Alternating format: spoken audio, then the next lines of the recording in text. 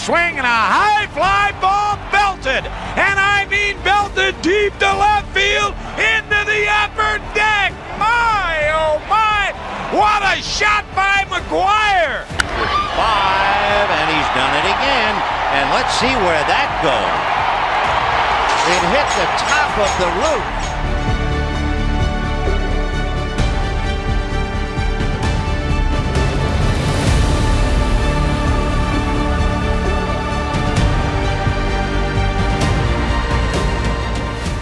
In the quiet suburbs of Pomona, California, where palm trees sway under the golden sun and baseball fields stretch across schoolyards like sacred ground, a boy named Mark David McGwire was born to swing.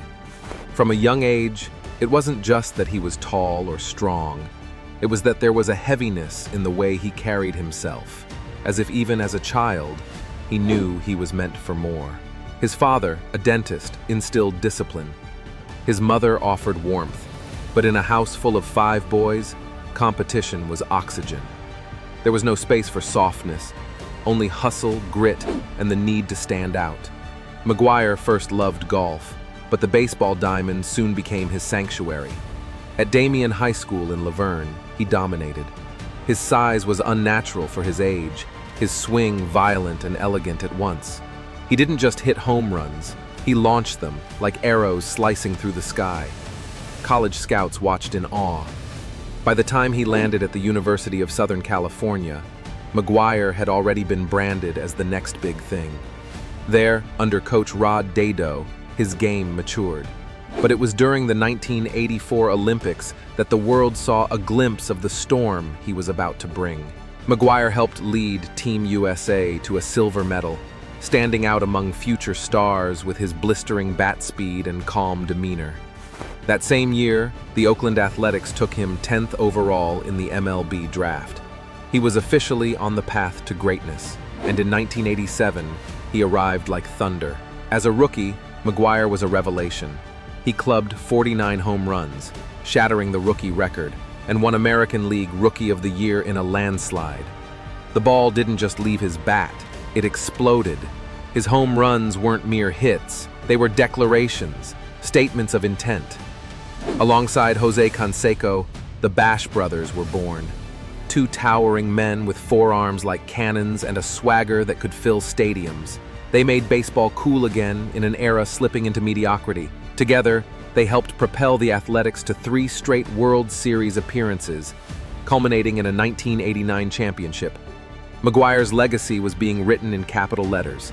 He was becoming a legend, but even legends bleed. The 1990s weren't always kind. Injuries haunted him.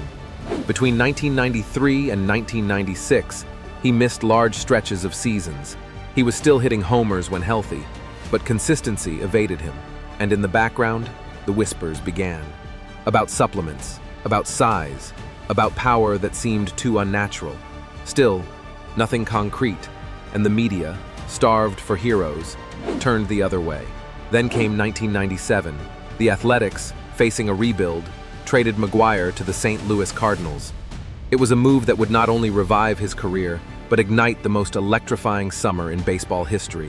1998, a year etched into the soul of sports.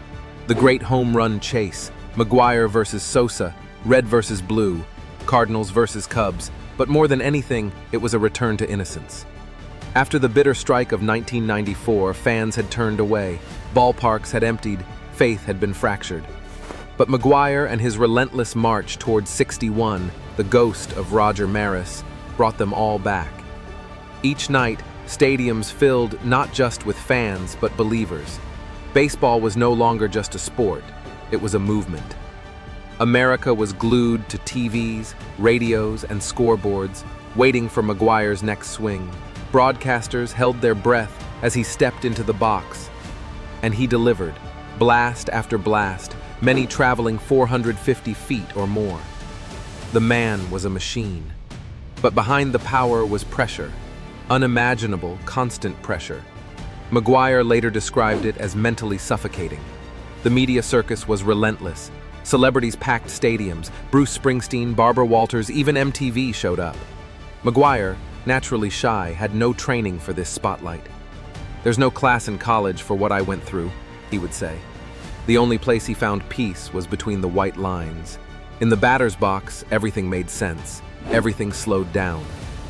September 8th, 1998. History. Facing Steve Traxel of the Cubs, McGwire sent a line drive just over the left field wall for number 62. It wasn't majestic. It wasn't towering, but it was enough. The ball left the yard, and with it, left behind 37 years of Maris's record. McGwire's parents were in the stands. Sammy Sosa sprinted from right field to embrace him. The crowd wept. The country rejoiced. McGwire had done it. But the season wasn't over. In the final weekend, Sosa caught up and passed him briefly. For a moment, it looked like McGwire might end the season behind. But he shifted into another gear, mentally, emotionally, and crushed 5 more homers to finish with 70. 70 home runs, a number so ridiculous it felt like science fiction. The game was saved, the hero crowned. But not all crowns shine forever. That same season, a bottle of androstenedione was spotted in McGwire's locker. Legal at the time, not banned, but concerning. And then, years later, came the avalanche. The steroids era of baseball crashed down like a hammer. The man who had lifted the sport was now accused of cheating it. In 2005, called before Congress, McGwire famously refused to answer questions directly, repeating, "I'm not here to talk about the past." It was a media disaster, a legend unraveling. The Hall of Fame ballots came, and they came empty. Voters left him off. Fans grew divided. Was he a hero? A fraud? Both?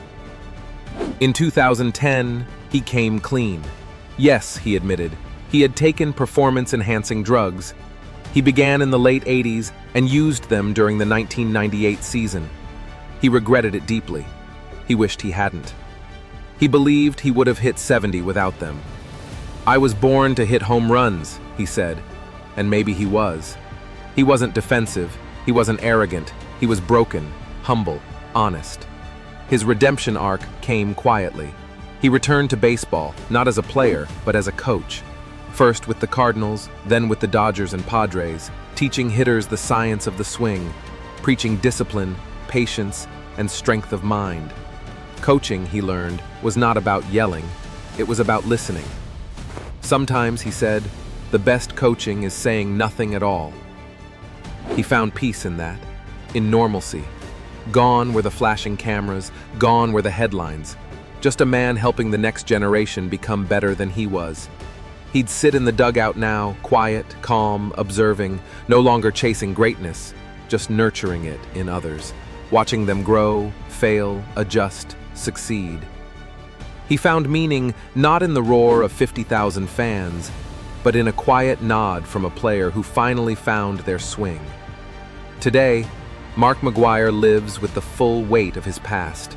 He's not bitter, not resentful, just reflective. He understands the duality of his legacy. He knows his name still stirs debate. But to the kids who fell in love with the game that magical summer of '98, he will always be the titan who brought baseball back to life. Mark McGwire didn't just hit home runs, he hit history. And while the record may carry an asterisk, his story carries a lesson about talent, about temptation, about redemption, and about the quiet, enduring strength it takes to rise, fall, and rise again.